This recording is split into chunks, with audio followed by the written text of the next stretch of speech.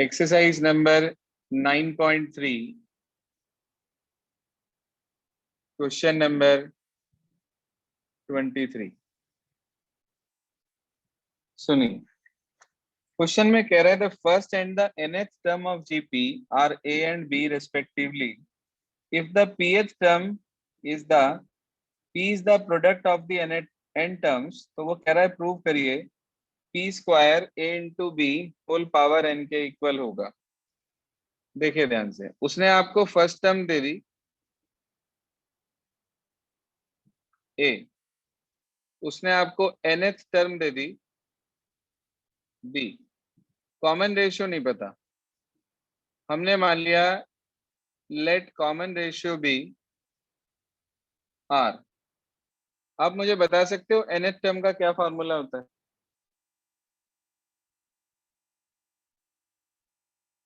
GP की nth term का formula तो इसका मतलब b की वैल्यू हो गई a r रेज टू की पावर n-1। यही तो वैल्यू होगी भाई, as b is the nth term, so we can say b is equals to a into r raised to the power n-1। Question में ये कहा गया p क्या है? p is the product of n terms। since p is the product of n terms, p हमारे पास n terms की product है, तो इसका मतलब p इक्वल्स होगा किसके? a into A R square into A R cube into dash dash dash dash dash A R raise to की पावर n-1। ये वाला पॉइंट क्लियर हुआ है नहीं? उसने बोला था p जो है वो प्रोडक्ट है n टर्म्स की, तो जीपी की n टर्म्स आपके पास ये बैठेंगी, पहली टर्म है, अगली ए आर, अगली ए आर स्क्वायर, अगली ए आर क्यूब, ऐसे करते करते ए आर की पावर n-1 तक की मल्टीप्लीकेशन होगी। ये स्टेप क्लियर हो गया क्या?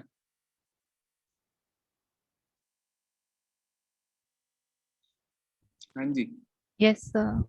Yes sir. अच्छा एक छोटी सी बात बताओ, a इंटू ए कितना होता है? ए ए स्क्वायर। अच्छा a इंटू ए कितना होता है? ए क्यूब। एक बार और a आ जाए तो कितना होता है? A to the power raise to की पावर 4। अच्छा अगर इसकी मल्टीप्लाई मैं 10 बार करूं अप टू 10 टाइम्स, ए की पावर तो कितना आएगा? a की पावर 10। ऐसे ही बिल्कुल यहाँ पर हर टर्म में a है और टोटल n टर्म्स हैं, तो आप बता सकते हो कितना आएगा? ए की पावर। हाँ बिल्कुल ठीक बात। अब r की पावर चेक करते हैं। यहाँ r की पावर 1 है, यहाँ 2 है, यहाँ 3 है, अगले में 4 रही होगी, फिर 5, n-1 तक जा रही है, बेसिस सेम है, मल्टीप्लाई हो रही है, तो पावर्स ऐड हो जाती हैं। इसका मतलब माइक बंद कर लें, वन सिंगल और सक्षम बंसल। तो 1 + 2 + 3 + dash dash dash up to n-1। ये वाला स्टेप क्लियर हुआ क्या? पावर ऐड करी और कुछ नहीं किया। आप में से कोई स्टूडेंट, कोई भी मुझे देखकर बता सकता है कि ये किस प्रकार की सीरीज है? 1 + 2 + 3 4 5 कॉन्सेक्यूटिव नंबर की। अरे भाई एपी है ये, बिल्कुल ठीक बात, ये एपी है।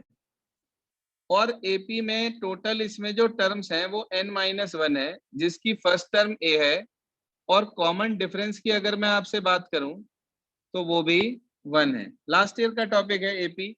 इससे पहली एक्सरसाइज में आप पढ़ के भी आए हैं, जिन्होंने अभी हाल फिलहाल में ज्वाइन किया है उन्हें मालूम है कि एपी क्या होता है, कि when each and every term increase by a fix quantity then it is known as AP.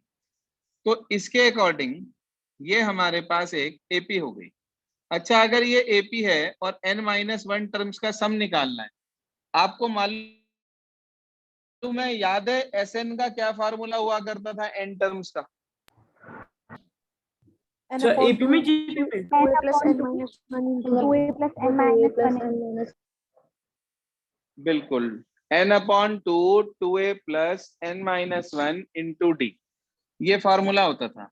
अच्छा एक फार्मूला और होता था जब लास्ट टर्म पता होती थी हमें, n upon जब हमें लास्ट पता होती थी। a plus l a plus l। हाँ बिल्कुल ठीक, n/2 a+l, ये वाला फार्मूला होता था, याद है आपको थोड़ा बहुत? अब यही फार्मूला मैं यहाँ लगा रहा हूं, n-1 टर्म्स हैं, तो आप कहेंगे n-1/2 और a+l, a है 1 और l है n-1। इस स्टेप में कोई परेशानी हो तो मुझे बता दीजिए पहले, तब आगे चलूंगा, नो क्योंकि यही मेन स्टेप है, बस यही आपका इस क्वेश्चन का मेन स्टेप है, जो आपको याद रखना है कि यहाँ पे ये फार्मूला हमने अप्लाई करा। अब देखो 1 से 1 कट गया, आपके पास बच गया p is equals to a⁻n into r⁻n into n-1 और अपॉन 2। जरा देखना जो प्रूफ करना है उसमें p आ रहा है या p स्क्वायर। p square।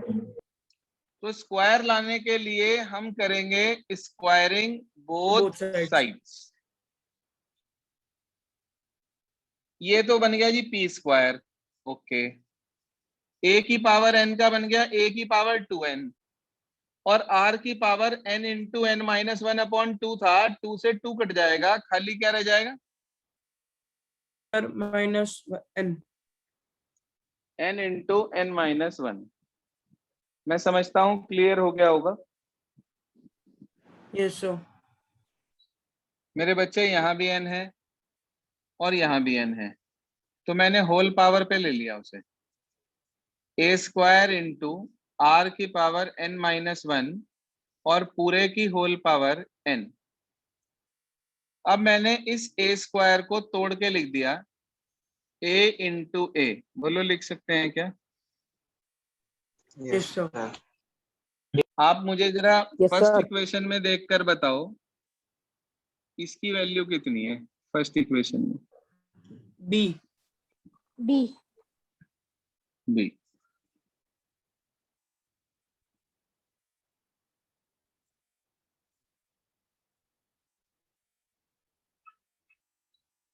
देखो कोई भी ऐसा स्टेप नहीं है इस क्वेश्चन में जो मैंने अपनी तरफ से लगाया हो, हर चीज आपसे पूछी, हर फार्मूला आपसे पूछा, हर कंसेप्ट आपसे पूछा, आपने जो कंसेप्ट बताया वो कंसेप्ट मैंने लगाया। बस सिर्फ एक चीज का मैंने ध्यान रखा कि मुझे p स्क्वायर लाना था, तो इसलिए मैंने स्क्वायरिंग करी अपनी तरफ से। बाकी सारा स्टेप सब आपके सामने है बोर्ड पर, देख लीजिए। अगर आप में से किसी को कोई भी स्टेप क्लियर ना हुआ हो क्वेश्चन 23 का, then I will explain it again. Most important question of this page. ये students clear? Yes sir. Sir please note कर लेंगे 2 मिनट सर, पहले समझ रहे थे। नोट करने का टाइम नहीं है भाई, बाद में रिकॉर्डेड क्लास ले लेना अगर ज्यादा बात है। रिकॉर्ड आपको नोट करना है, साथ साथ करिए, रुकूंगा नहीं मैं। क्वेश्चन नंबर 24 सुनिए क्या कहता है। 24 कह रहा है show that the ratio of sum of first n terms of GP to the sum of the terms from n plus 1th to 2nth term is 1/r⁻n। इससे आसान क्वेश्चन नहीं है पूरी एक्सरसाइज में। हमने मान लिया let there are 2n terms in GP। पहली टर्म a अगली AR, अगली AR square dash dash dash. आप बता सकते हो nth क्या होती है? फॉर्मूला पढ़ाया मैंने आपको। nth क्या होती है? nth AR की पावर n-1। अच्छा, आप देख रहे हो हर बार R की पावर बढ़ती चली जा रही है, because we multiply by R at each and every step. तो अकॉर्डिंग टू दिस आप मुझे बता सकते हो अगली टर्म क्या होगी?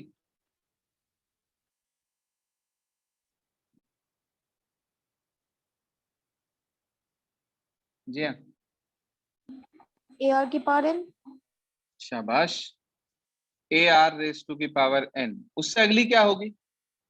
AR की पावर n+1। plus 1. शाबाश, n+1। ऐसे ही dash dash dash dash dash. अच्छा, nth टर्म ये थी, तो आप बता सकते हो 2nth टर्म क्या होगी? 2nth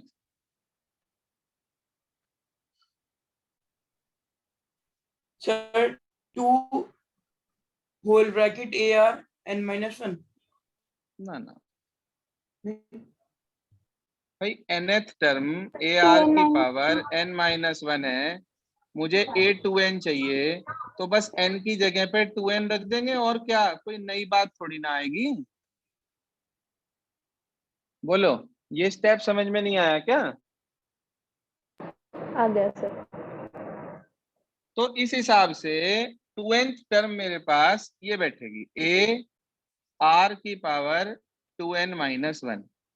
बच्चे ध्यान देना क्वेश्चन पे, उसने बोला कि पहली n टर्म्स के सम की रेशियो n+1th टर्म से लेकर 2nth टर्म तक 1/r की पावर n होगी, ये प्रूव करना है आपको। आप ये बताओ टोटल टर्म्स कितनी है? Total 2n 2n। 2n में से n टर्म्स तो ये हैं, तो आप बुद्धि लगा के मुझे ये बता सकते हो कि यहां से यहां तक कितनी टर्म्स होंगी? n n term. n terms होंगी।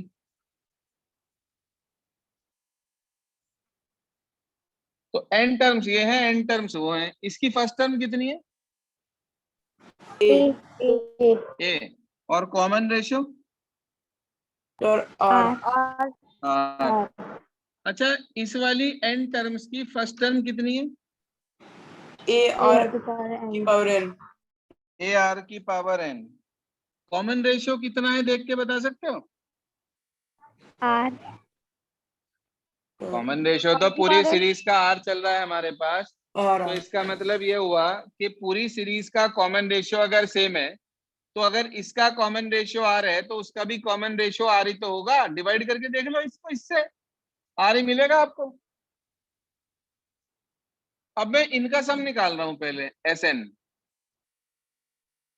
a इंटू r की पावर n-1 अपॉन r-1, यही तो बैठेगा सर। Yes sir.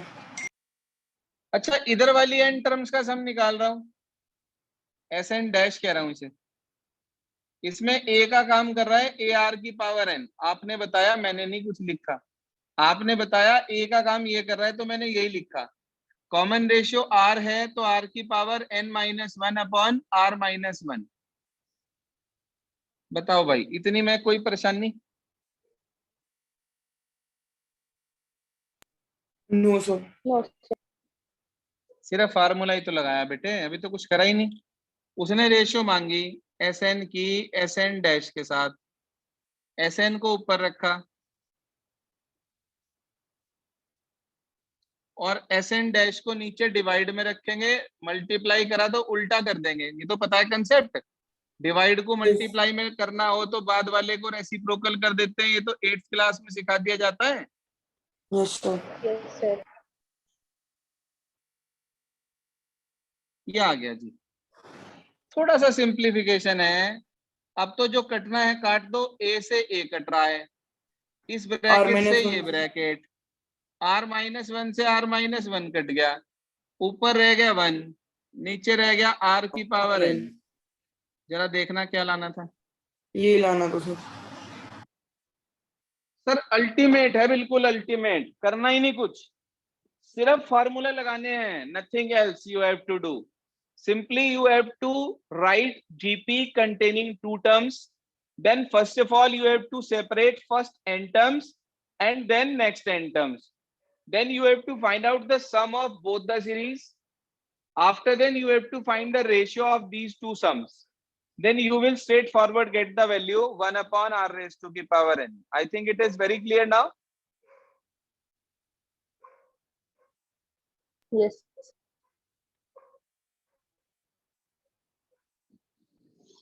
चलिए आगे चलते हैं. इसके बाद क्वेश्चन नंबर 25 क्या कहता है वो भी समझ लीजिए. जिस भी क्वेश्चन की आपको रिक्वायरमेंट हो और आपने नोट ना किया हो, it is better you take screenshot of that so that afterwards if you face any problem while solving it again, then look at that screenshot, ताकि आपकी प्रॉब्लम क्वेरी कुछ भी ना रहे और आपको टाइम भी ना लगे बोर्ड से नोट करने में. It is clear bunch? Yes, sir. Now we shift to next question, question number 25. क्या कहता है 25? देखिए ध्यान से. 25 में उसने बोला ABCD RNGP. अच्छा, ABCD GP में है, इसका मतलब इनकी रेशियो बराबर होगी. वो कह रहा है शो करो कि ये इनटू ये इसके इक्वल होगा. कोई बात नहीं. उसने मेरे को दिया ABC and D R in GP. ये GP में है बेटा. GP में है तो इसका क्या मतलब होगा? So A upon B equal होगा C upon B के. A upon B. Oh sorry, B upon A. B B upon upon A A equal होगा C upon B के. B upon A equals to C upon B equals to D upon C. मैंने इन तीनों को K के equal कह दिया. से bracket में लिखा है से, यानी कि कह दिया. ये रेशियो भी K के इक्वल, ये रेशियो भी K के इक्वल, ये रेशियो भी K के इक्वल, ये तीनों रेशियो इक्वल. तीनों रेशियो को मैंने K मान लिया. तो इसके हिसाब से आप मुझे बता सकते हो B की वैल्यू कितनी आएगी अगर B अपॉन A K के इक्वल है, तो B कितना होगा? A into K. कुछ नहीं भाई, इस रेशियो को K के इक्वल माना. एक बार इसे K के साथ लो, एक बार इसे K के साथ लो, एक बार इसे K के साथ लो. जब आपने B अपॉन A को K के इक्वल रखा तो B की वैल्यू कितनी आ गई? A के. अच्छा, अगर B की वैल्यू A के आ गई तो आप मुझे बता सकते हो C की वैल्यू कितनी होगी? B के. B के. और D की वैल्यू कितनी होगी? C के. C के. भाई ये वैल्यू मैंने निकाल ली. अब हम आगे चलते हैं जो हमें प्रूव करना है. बताइए सर, लेफ्ट हैंड साइड क्या है हमारे पास? वो है A square plus B square plus C square, और आगे लिखा है B square plus C square plus D square, और राइट साइड में लिखा है आपके पास AB plus BC plus CD whole square. आप मुझे बता सकते हो इन दोनों ब्रैकेट में से ऐसा कौन सा ब्रैकेट है जिसके तीनों की वैल्यू आपको पता है?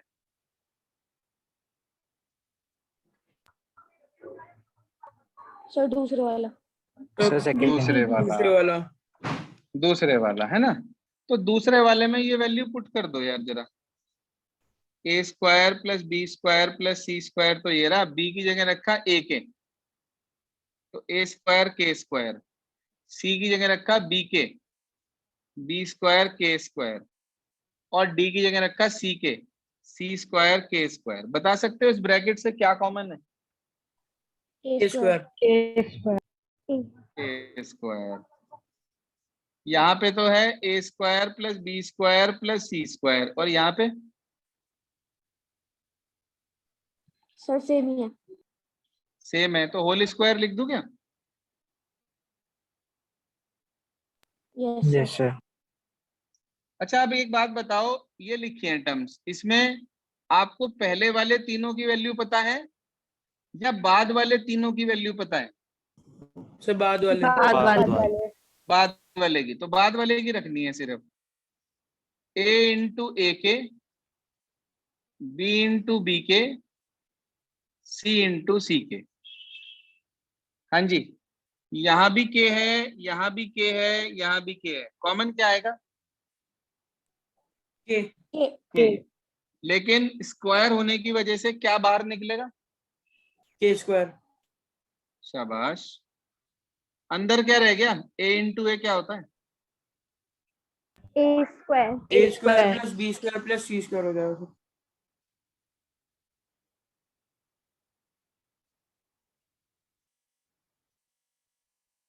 मुझे ऐसा लग रहा है कि दोनों इक्वल हो गए, आपको Yes, नहीं sir. लग रहा? चल थोड़ा थोड़ा लग रहा है। हाँ आपको सर, थोड़ा मुझे थोड़ा भी लग यही रहा है? लगता है। जिसे पूरा थोड़ा लग थोड़ा गया लग सर। रहा है भैया, चश्मे का नंबर ठीक कराओ भाई। सर अब पूरे पूरे लग रहा है। वंश को भी चश्मा लग चुका है, मैं देख रहा था डीपी में। सर मेरे का तो बहुत साल हो गए, 11 साल हो अच्छा, गए सर। यहाँ लगा के नहीं आते थे ना जब आते थे 9th कभी में? कभी सर। चलो, कभी खुशी कभी गम ना जुदा होंगे हम। ये था question number 25। Then we move to next. 26 हो गया था या मैं समझाऊं? बता दूं एक बार, है ना? जिन बच्चों ने करा है उनका चेक भी हो जाएगा, ठीक करा है नहीं करा है। कह रहा है 2 नंबर इंसर्ट करने हैं 3 और 81 के बीच में, जीपी बन जाए भाई। जीपी का क्या मतलब? Geometric mean. Common ratio. GP का क्या मतलब? Geometric progression. Geometric. जीपी का मतलब घोड़े की पूंछ।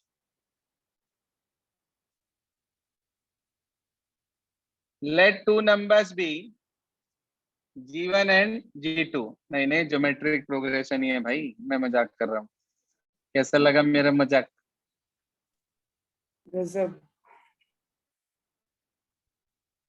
हाँ, ऑनलाइन में गजब कहने में क्या जा रहा है।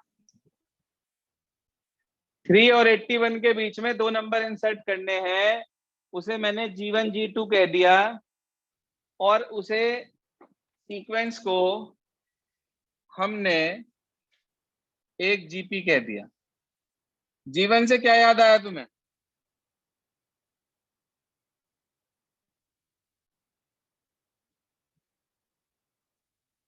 एक पिक्चर थी, याद होगा तुम्हें, रावण। Yes, sir. उसमें था ना जीवन। यस सर, वही याद आया। तो एक अच्छा, बार बोले आपने तो नहीं 9th तुम? में भी बताया था यो। अच्छा अच्छा, 9th में बताया था। ओहो, गजब। तेरी याददाश्त तो बहुत तेज है यार। याददाश्त के चक्कर में हाइट नहीं बढ़ पा रही, ध्यान रख भाई। हाँ जी, ये जीपी बन गई। बताओ फर्स्ट टर्म कितनी? 3. 3. 3। टोटल टर्म्स हो गई 1 2 3 4। तो ये कौन से नंबर की टर्म हो गई? 4. A4। A4। A4 का मतलब AR क्यूब हो गया 81। A की वैल्यू रख दी 3 इसके अंदर, ठीक है भाई। R क्यूब इक्वल्स टू 27, तो R की वैल्यू 3 आ गई। इसका मतलब अगली टर्म निकालने के लिए 3 की 3 से मल्टीप्लाई, तो 9 हो गया, और उससे अगली टर्म निकालने के लिए 9 की फिर 3 से मल्टीप्लाई, तो 27 हो गया। आप चाहो तो 27 की 3 से मल्टीप्लाई करके देख लो, 81 आ जाएगा। बोलिए, क्लियर है क्या? Yes, sir. चेक कर लो भाई कितनों का ठीक है। अरे तनिष्क, बुरा तो नहीं मान गया भाई? नहीं सर, मैं क्या कर लूंगा बुरा मान के। हाँ, बुरा मान के मेरा क्या उखाड़ लेगा, सही बात है। लेकिन बुरा मानने वाली बात है भी नहीं यार, सलमान खान भी तो छोटा है, टॉप 10 पर्सनैलिटी में है बंदा, क्या टेंशन लेनी, या नहीं? Yes, sir. तो ये हमारे पास क्वेश्चन नंबर 26 हो गया है।